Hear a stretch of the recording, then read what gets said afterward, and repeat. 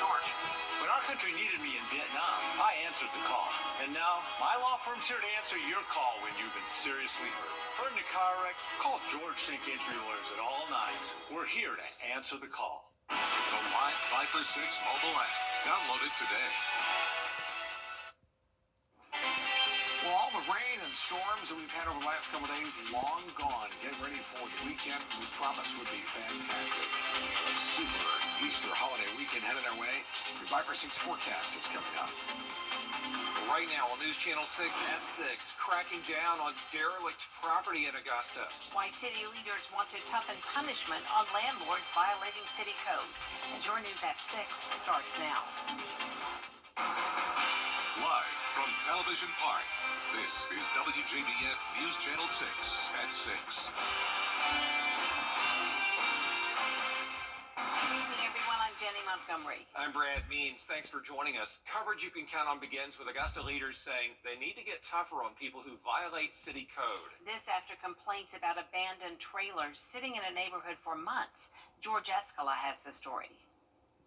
They first showed up last summer, 3 old trailers at the top of Morning Drive near Peach Orchard Road. They just arrived one day, and they've just kind of sat there ever since, and we didn't know, why they were there. And as the trailers sat there, commissioners heard the complaints. So I put it on the agenda, and, I think our department's being very reactionary. They should have been handled this last year. Those in the neighborhood agree. How do 3 old trailers show up on a residential street without the city taking action? Does this actually meet up to the city code of ordinances for this neighborhood? Because generally they have, you can't just move in certain types of structures into residential zoned areas like this. Commissioners hearing from planning and zoning that steps are being taken. Letters have been sent, but the property owner lives out of town. Now some commissioners saying they want more teeth in city code by increasing fines for violators. For example, right now, if the city cuts an overgrown lot, it's $200 an hour and a $100 administrative fee. So many landowners don't live here, and it's cheaper for them to just get the city to bill them at the rate that we're charging them for fines, as opposed to keeping themselves. Let's increase the fines, quadruple the rates, and they'll upkeep their property, in my mind. Franum says next month he'll propose a review of city code with the goal of increasing penalties for violators. But at the end of the day, we're not as strict as we should be on these landowners on what they're doing on their properties. That could help get these trailers moved off Morning Drive, a day they want to see in this neighborhood. In Augusta, George Escala, WJBF, News Channel 6. It's been 2 years since the Augusta Housing Authority turned in a demolition application for the Dogwood Terrace apartment complex. Today, they had a meeting with the people who live at Dogwood Terrace to talk about what happens next. Bria Smith was there, and there she is live at the Housing Authority with the story. Bria? That's right, Brad. Well, that application was approved March 1st of this year, and residents I spoke with say they're satisfied with their options for relocation. While the application is approved and the process can now begin, Housing Authority staff say residents have up to 90 days to speak with resident services and decide their option of another public housing or Section 8. The goal is to completely tear down the Dogwood Terrace complex and redevelop it into a more livable and safe environment. This project could take between 4 and 6 years, but Housing Authority staff have plans for tenants now. The biggest thing is not to move before they meet with resident services. The relocation package that we have set up for them requires them to meet with us to sign certain documents so that we can make the payments either on their behalf or to them for the relocation. The Housing Authority does ask that tenants do remain compliant and in good standing for qualification of relocation. Live in Augusta, Bria Smith, WJBF, News Channel 6.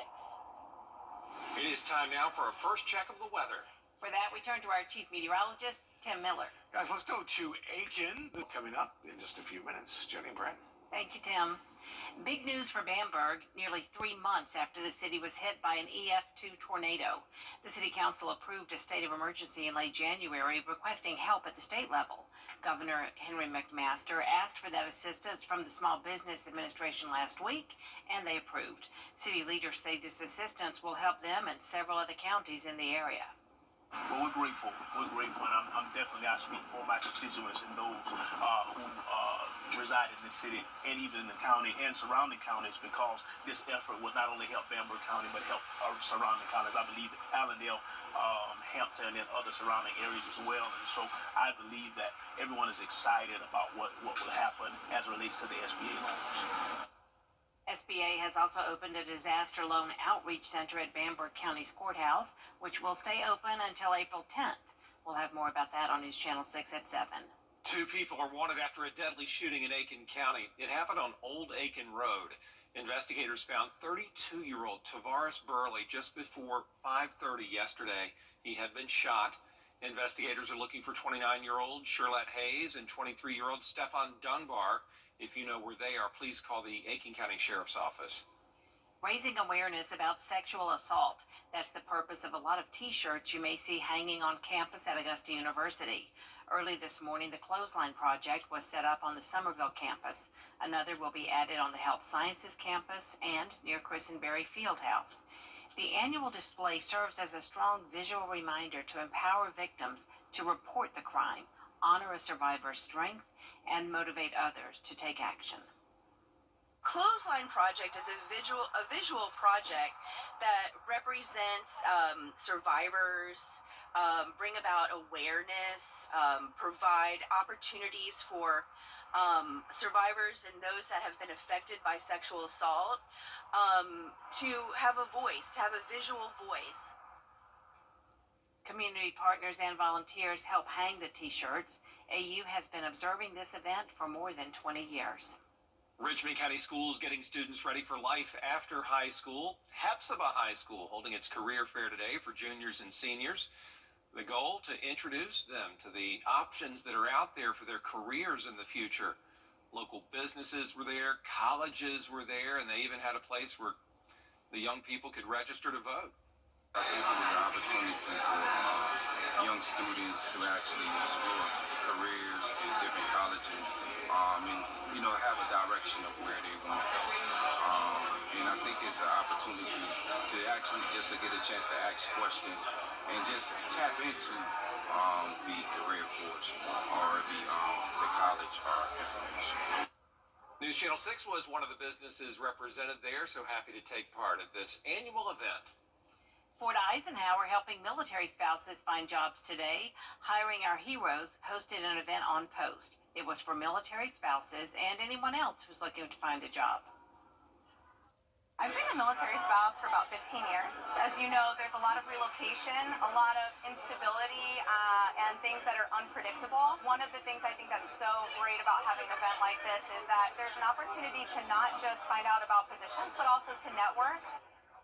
Event organizers say there were 30 employers and more than 100 job seekers there, about a third more than last year. Coming up, the Georgia legislative session wrapping up. We're going to take a look at the bills that passed and the ones that failed. Next. Well, we have great news about the sunshine, the temperatures. Not so much great news, though, when it comes to the pollen. It is off the chain the next several days, well over a 10 in many days. So make sure your nose is ready. Your forecast coming up in a few minutes. BuyABaby.com. Click, click. Black excellence. Its importance goes beyond just a single month each year. That's why News Channel 6 proudly presents Celebrating Black Excellence 365. Each month we'll highlight an individual or organization who inspires their community and improves the lives of people around them. If you know a deserving recipient, visit WJBF.com and fill out the nomination form. Celebrating Black Excellence 365, only on News Channel 6. Let's face it, news is complicated. That's why WJBF.com makes it easy. Get clear, accurate stories that don't waste your time. Plus, get the latest video in one click with WJBF Plus. Get it all at WJBF.com. Today, the legislative session wraps up in Georgia. Lawmakers racing to get bills across the finish line before midnight. Here's Atlanta Bureau Chief Archit Seshadri. After 3 months under the Gold Dome, lawmakers will ratify a state budget for Georgia on day 40. There are a lot of key bills that have made it through, but one thing that a lot of folks don't get the chance to understand is that we agree on about 90% of most of the bills that come to us. Now, there are those ones that we have issues with, and that's usually the ones that get a lot of the publicity. This session, lawmakers approved the school voucher bill, stricter penalties for fentanyl trafficking, and pay raises for teachers and law enforcement. Of course, we want to make sure we prioritize education, making sure we're fully funding K-12 education. We want to make sure that we're giving our law enforcement personnel the raises that they deserve, our teachers the raises that they deserve as well. So those are some high points that we're looking for in our budget. Lawmakers say another priority this session was to tackle public safety and reduce gun violence. I have a bill to try to improve gun safety in a very pro-Second Amendment way by letting people use a tax credit to either get firearm training or a firearm storage device like a safe. This session, lawmakers have already cleared bills to lower the state income tax and make it easier to start new health care facilities. But some bills have failed, like Medicaid expansion and capping Georgia's tax credits for the entertainment industry. Reporting at the Georgia State Capitol, Archit Seshadri, Atlanta Bureau Chief. Tim Miller back with another check of the weather. Let's look at the almanac for you today, guys. Beautiful day, 71 degrees, a little bit below average of 74. We started off mild at 56. Not going to be the case tomorrow. We'll start off chilly in the 30s, but the 80s are headed our way for Easter weekend. Forecast straight ahead. From scheduling, starting at 9 on MeTV, WJBF 6.2. No further questions. Over the years, thousands of people have gotten their hands on one. And who knows, you could be next. Win your very own Good Morning Augusta coffee mug at WJBF.com/coffee club. Sponsored by Honda Cars of Aiken. The Coffee Club on News Channel 6. Sponsored by Honda Cars of Aiken. The News Channel 6 mobile app is now even better. Download it today. Now, your most accurate... Coming up, it is opening day for Major League Baseball. And more honors handed out to our outstanding local high school basketball players from this season in sports. It's time.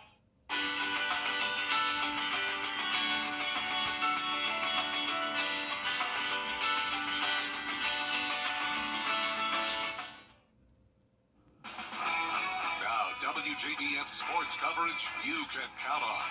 That's like Christmas Day for baseball fans. Opening day of the Major League Baseball season. The Braves' season opener against the Phillies pushed back to Friday at 3 p.m. But opening day starter Spencer Strider talked about the team's goals for this season and coming out ready to win from the start. You know, one of those is obviously winning the World Series. It's a big goal. I think that, you know, you can't just flip a switch when opening day comes and treat that definitely as spring training, nor can you flip a switch when you get to October and expect to be able to handle that environment. I think you have to start that process now. And earlier this week, Braves showing off some of the promotional giveaways this season, including bobbleheads and, more importantly, the food. New food offerings at Truist Park.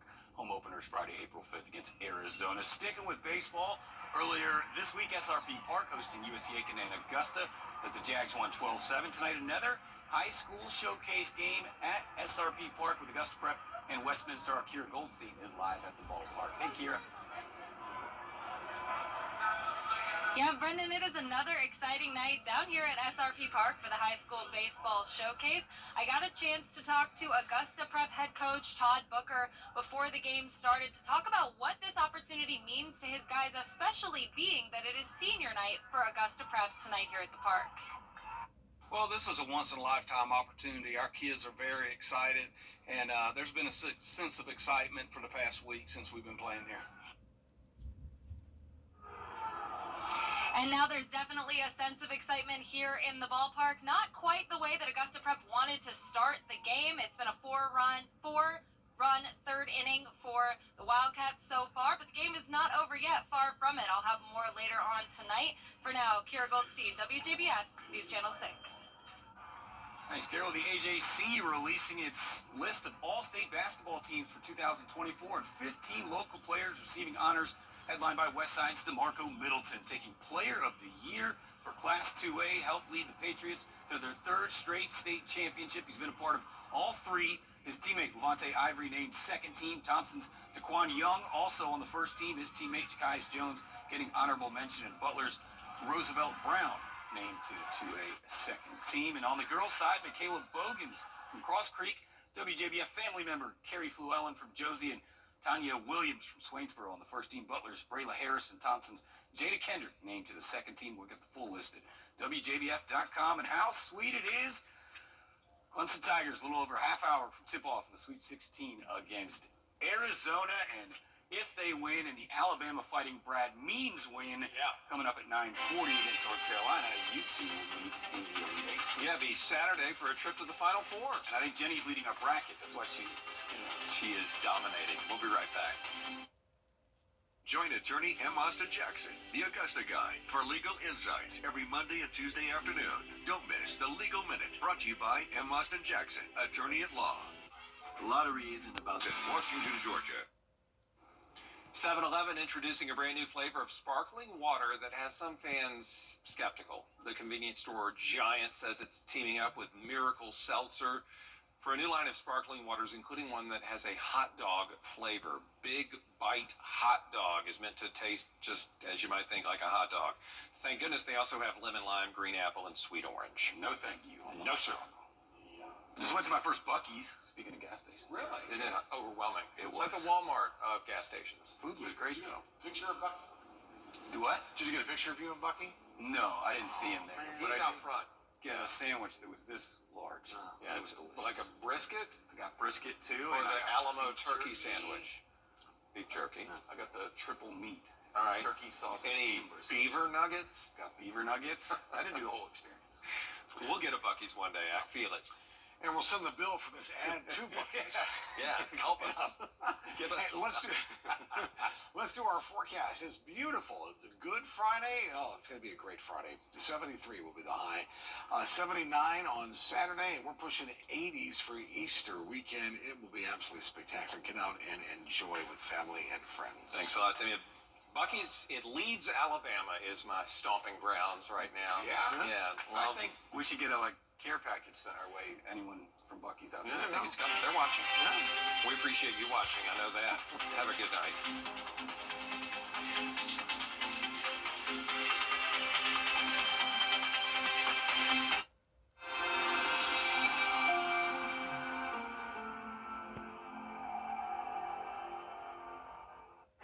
Tonight, the stunning new images just in as we come on the air. The first look on board the cargo ship that took down the bridge in Baltimore, what the images reveal. The former billionaire sentenced in one of the worst cases of financial fraud.